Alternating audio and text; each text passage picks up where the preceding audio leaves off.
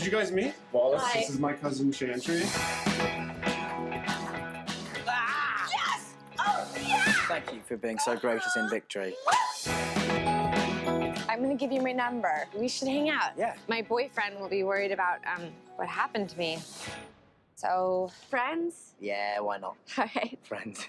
Is this always how you make friends? Like it's a business deal? Yeah, actually, it's just my style. Okay, it's quite unnerving, but it's good. I want to start off by asking you the same question that I asked Michael and Zoe when I spoke to them the other day. In your opinion, do you think men and women could just be platonic friends, especially at this age? I do, yes. I mean, I think there's loads of people out there in the world. I have loads of female friends who I have not had sex with and have no plans to have sex with.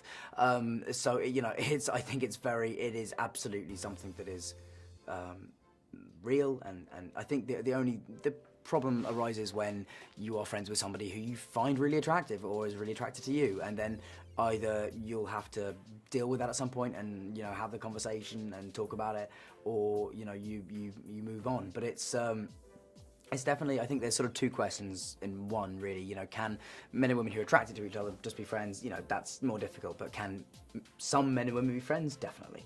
And do you think that question, or the answer to that question, is a static answer, or do you think it's changed from, you know, when Harry Met Sally asked the same question years ago? I don't really think it can have changed that much in that time. I mean, I don't think the fundamental natures of men and women have shifted, you know, in the intervening years. So I don't, you know, I think, you know, dating has changed, and our the way we think about relationships and things is changing because of technology in a bizarre way, in my opinion.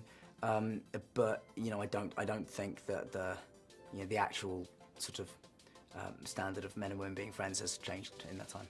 And were you able to draw off any real life experiences for this role? Have you ever been in a situation like Wallace? Yeah, absolutely. I've been in situations where I've had a crush on a friend, and then we've gone out, and I've been in the situation where I've had a crush on someone and then we haven't, and you know, but it's yeah, there was a lot to draw from. I think that's why people will like this movie, is that everyone has been in some version of this relationship where they're, you know, you're starting to think you might be falling in love with your friend. You have a theater background. Can you talk a bit about how that helps for a film like this, where it's so dialogue driven and where it's based on a play in the first place? To be honest, it being based on a play didn't factor in hugely to what we did on set, in terms of, you know, I haven't read the play, I've only read the script, but Zoe and I think Zoe and I, coming from theatre, maybe, I don't know what that does. I think there maybe is just a comfort level, and you know, the words are what we're into. You know, the dialogue and the writing is what attracted both of us to the movie in the first place. So yeah, it's I guess you know, it's a very dialogue-driven movie, and I think hopefully if our theatre background helped with that, then that's great. And do you think that the fact that you both had a theatre background helped you build that chemistry on screen? I think it's partly that, and also partly that it's the kind of people we both are. I think we're both quite talkative and, you know, high energy, and we both kind of overshare quite a lot. So we, you know, Zoe and I would just stand around off set talking to each other about, you know, embarrassing stories from our childhoods or teenage years or bad dates or whatever it is, and you know, eventually and then you can kind of use that stuff in on-camera improvisation. So it's just a really, she's great to work with, and she's incredibly generous, and I'm lucky that I got to do my first rom-com with somebody who's so lovely. Usually in rom-coms, it's New York City, that's kind of the backdrop and the third character. Here's Toronto, which we don't usually see. Can you talk a bit about how Toronto became its own character and what it added to the movie? Yeah, I mean, I think that people who go to see this movie who are from Toronto will be surprised to see that this is Toronto not masquerading as another city, but actually being allowed to be Toronto.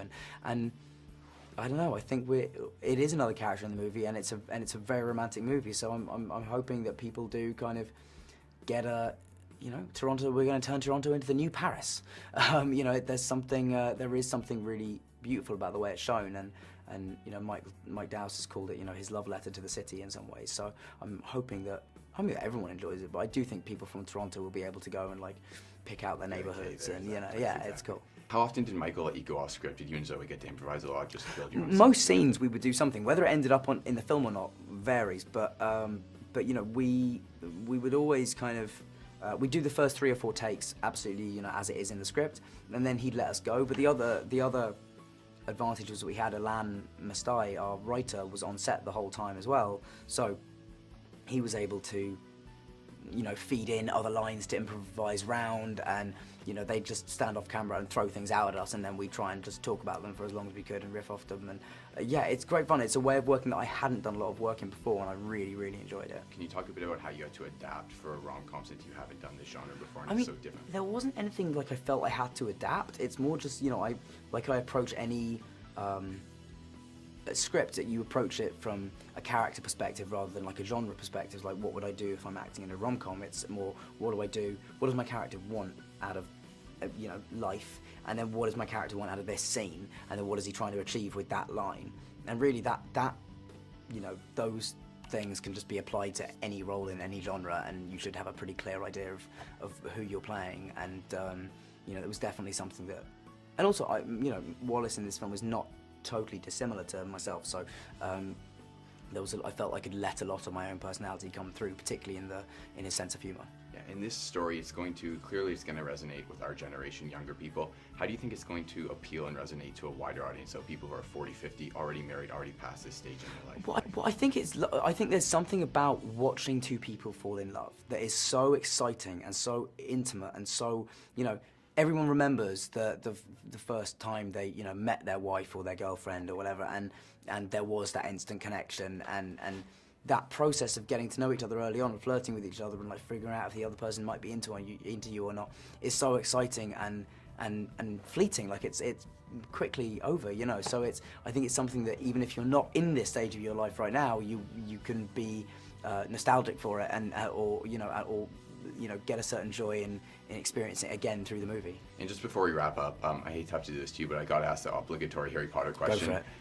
Any chance of seeing you show up in Fantastic Beasts? No, Nothing. no, not at all. Absolutely no Would chance. you ever reprise a role again in anything? Or I don't know. I've absolutely no idea. Like, I don't know if her plans are to write any more of the series with Harry as a central character, or you know, what age he would be in them. You know, the last story she's written, which has just come out, is he's sort of 35, 36. So I'm not old enough to play that yet. Thank God, because otherwise I'd definitely be getting asked about that. But yeah, in terms of Fantastic Beasts, I won't be showing up in that. I'm not sure about anything. I've been offered a job in Taiwan. I'll be going soon.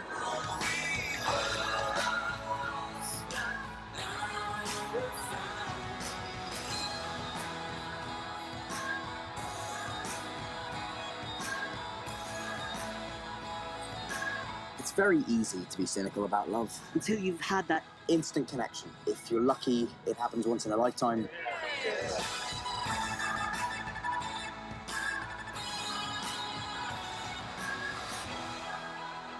100% honesty is the foundation of any relationship. Whoa, you are 100% honest with Nicole? Yes. About everything? Yep. What, New Orleans 2006? What was her name? Fabia? Yeah, she did look like a woman, to be fair. 99% honesty is the foundation of any relationship.